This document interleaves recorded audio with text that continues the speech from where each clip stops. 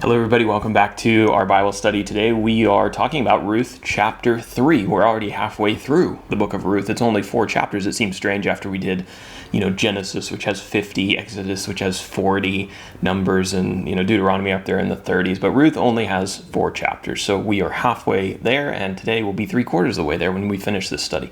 There's a free PDF outline on the screen, and you can also download it for free and use it for personal Bible study on our website at tobelikechrist.com. When did the events of the book of Ruth play out on the story of history? Well, Ruth and the events in this book took place during the period of the Judges. Now, most historians place the period of the Judges somewhere between 1450 and 1000 BC. We find out at the end of Ruth that Ruth was actually the great-grandmother of King David. Now, if you don't know about King David, we'll talk about him later, but he's quite a significant character. He was probably born somewhere around 1040 BC, 1040 BC, which, you could kind of do the math on the generations.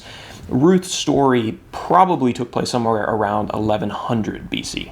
Our map for the book of Ruth is pretty simple, definitely not like the map for Judges.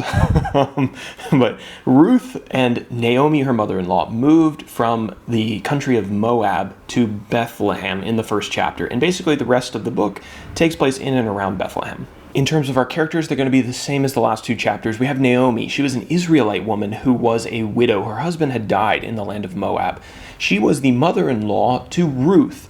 Ruth was also a widow. She had married Naomi's son, but he had also died in Moab. But in chapter 2, we were introduced to a new character, a man, and that is Boaz. Boaz was an Israelite man, and he is described as a worthy man. He was a man of high character. So before we technically jump into the outline, I have like a little information asterisk here, something that's important to know to understand the book of Ruth. In the laws that God gave to Moses back in like Exodus and Leviticus, and to the Israelites, there were instructions for Israelite men to care for widows, specifically widows that were related to them, their relatives. In this chapter, Boaz is referred to as a, quote, redeemer, which was a term that was used to refer to a man who had the responsibility to care for a widowed family member. So store that away as we talk about chapter 3 and chapter 4. I've only got one section in this chapter, verses 1 through 18. Ruth meets Boaz at the threshing floor at night. Naomi wanted to ensure Ruth's future. She wanted to make sure that she was always going to have somebody to take care of her. And Naomi knew that there were provisions in God's law for widows.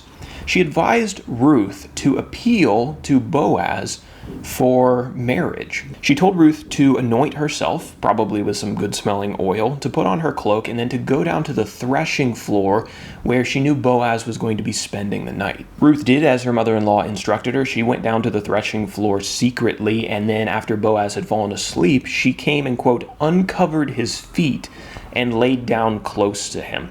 Now, there's been a lot of debate as to what uncovering his feet means, but I don't know that anyone knows exactly.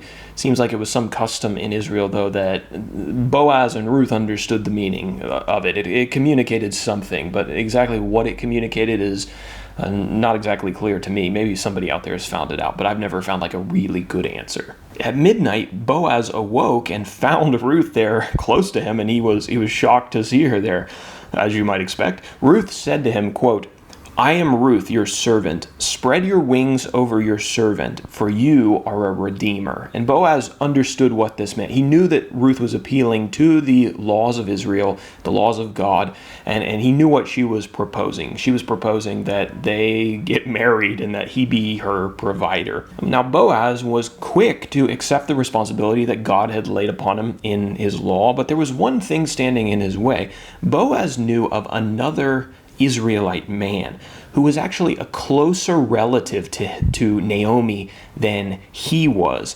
And that man was kind of in the line of succession, or he had the priority to redeem this family before Boaz did because of the family relations. So Boaz needed to go talk to him first. Boaz told Ruth that he would go talk to this more closely related redeemer in the morning and sort out the situation.